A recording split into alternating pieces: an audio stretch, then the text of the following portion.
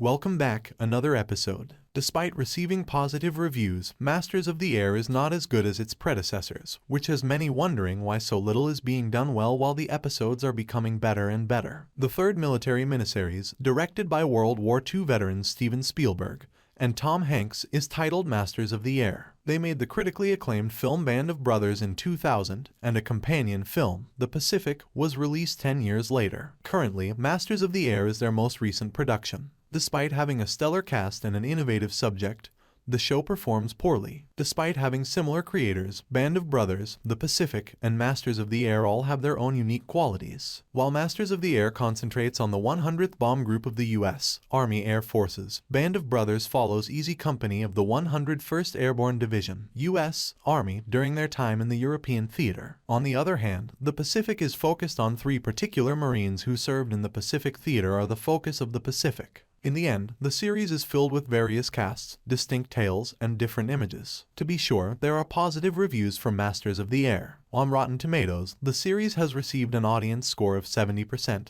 and a reviewer score of 86%. Even still, these figures are undoubtedly not up to the caliber of Hanks and Spielberg's earlier work. With a 97% critics score and a 96% audience score, Band of Brothers is almost flawless. The Pacific, meanwhile, trails closely behind, with ratings of 89% from viewers and 91% from critics. Masters of the Air isn't doing too badly in this regard, but there is undoubtedly space for improvement, particularly when compared. The Masters of the Air's performance may be dependent on minute factors. First and foremost, the show's score may be impacted by the fact that the series is still in progress. Viewers are unable to evaluate the complete tale without all of the episodes available. Maybe the series scores will go up after it's over. The challenge of Masters of the Air being available for streaming on Apple TV also exists. Masters of the Air is less accessible than its predecessors may have been because Apple is sometimes overlooked among the myriad streaming options that are currently offered. The fact that many people believe Masters of the Air is just getting better and better is the worst thing about the show's Rotten Tomatoes rating.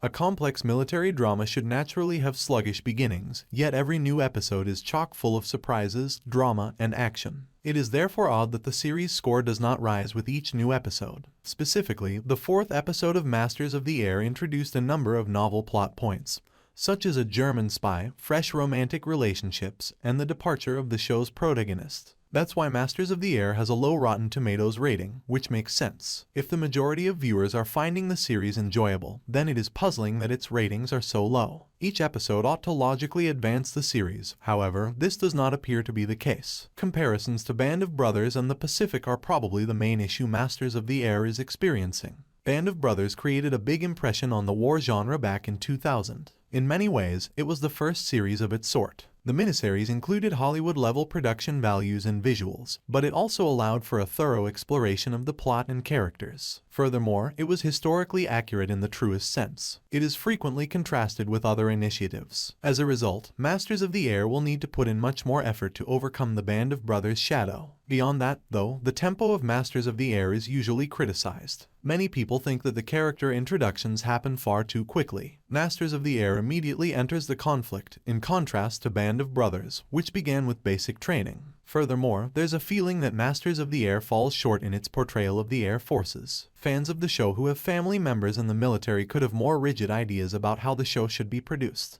Overall, it appears that opinions are all that matter when it comes to Masters of the Air's success. For more, subscribe.